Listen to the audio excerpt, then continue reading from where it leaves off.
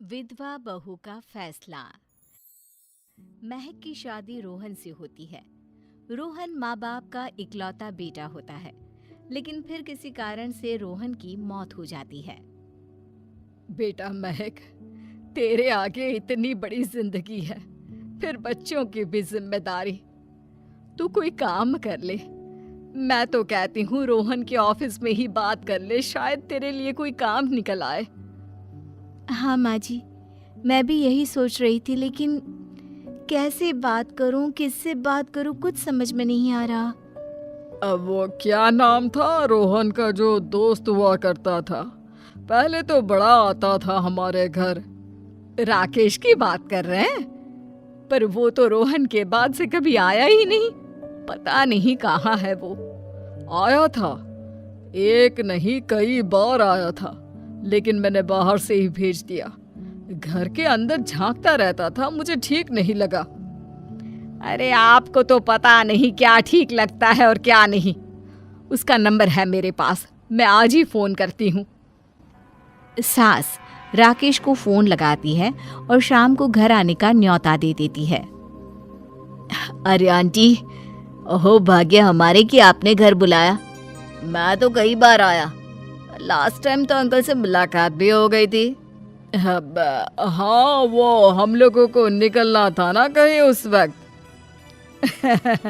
अरे छोड़ो ना बेटा, बोलो क्या लोगे? आपकी बहू। क्या बकवास कर रहे हो राकेश? अरे मेरा मतलब ये है कि आपकी बहू कहाँ है? भाभी जी के हाथ की चाय की बस एक प्याली मिल जाती तो। महक चाय लेकर आती है, लेकिन वो जैसे ही राकेश की ओर देखती है, उसे राकेश पसंद नहीं आता। वो अंदर जाने को होती है कि अरे भाभी जी कहाँ जा रही है, बैठिए तो सबके साथ। जी नहीं, बच्चों को खाना खिला रही हूँ, आप माँ जी से बात करें ना।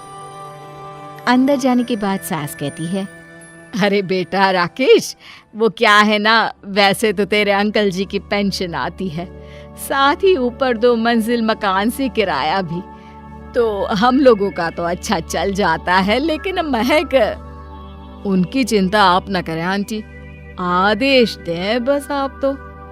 देखो भाग्यवान, रहने दो, कोई बात नहीं, मैनेज हो जाएगा। अरे क्या मैनेज हो जाएगा अंकल, हमें भी बता दें। आप चुप रहिए जी। अब वो क्या है ना राकेश, तुझे तो पता है कि रोहन के 2 बच्चे हैं, उनकी पढ़ाई लिखाई का खर्चा बहुत है। हम ये चाह रहे थे कि रोहन के ऑफिस में महक को भी अगर कोई काम मिल जाता तो।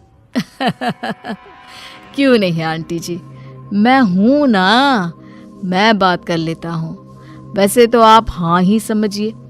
महक भाभी को बोल देना कि कल तैयार रहें मेरे साथ ऑफिस चलने के लिए। मैं मालिकों से मिलवा दूंगा उन्हें। महक अंदर से सब सुन रही थी।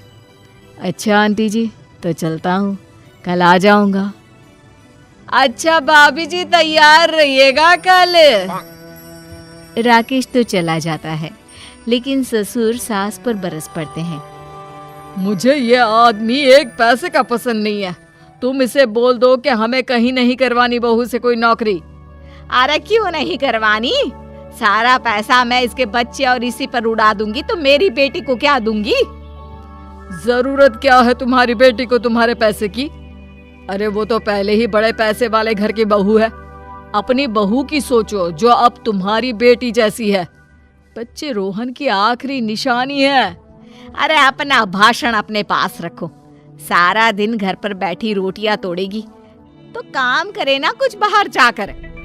बहू सब सुन रही होती है।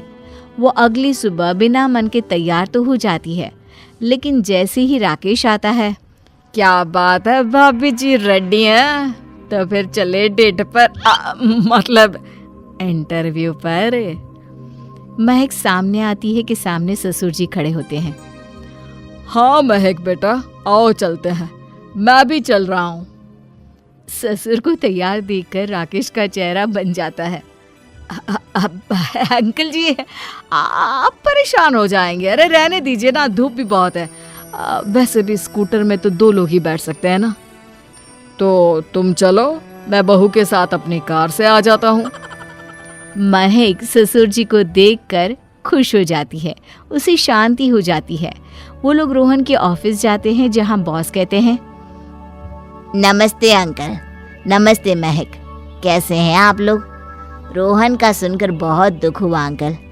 वैसे कैसे आना हुआ? बेटा, क्या हमारी बहू के लिए तुम्हारी ऑफिस में कोई काम मिल सकता है?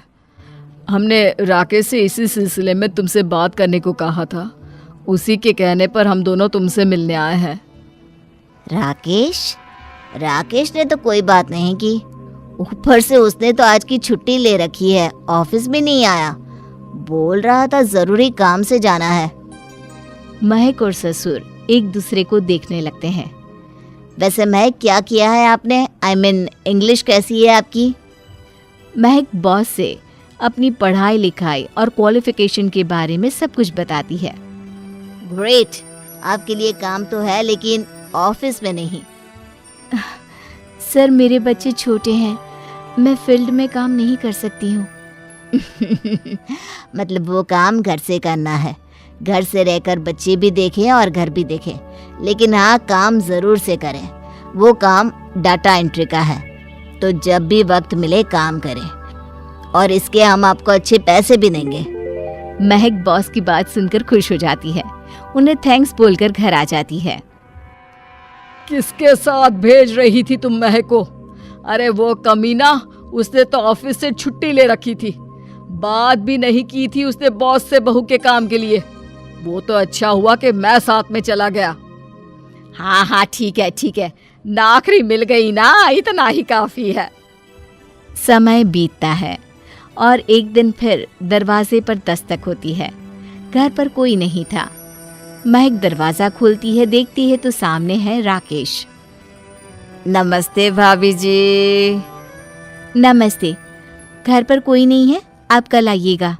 अरे, कैसी बात कर रही हैं भाभी जी? हम तो आपकी मदद के लिए आए हैं। वो क्या है ना, अंकल जी का फोन आया था कि आपको किसी मदद की जरूरत है। महक को आश्चर्य होता है कि उसके ससुर ने राकेश को फोन क्यों किया। वो ससुर जी को फोन करती है लेकिन फोन नहीं लगता। नहीं, हम लोगों को किसी भी चीज की जरूरत नहीं है, आप जा सकते हैं। अच्छा, एक कप चाय तो पिला दीजिए। महक चाय लेकर आती है।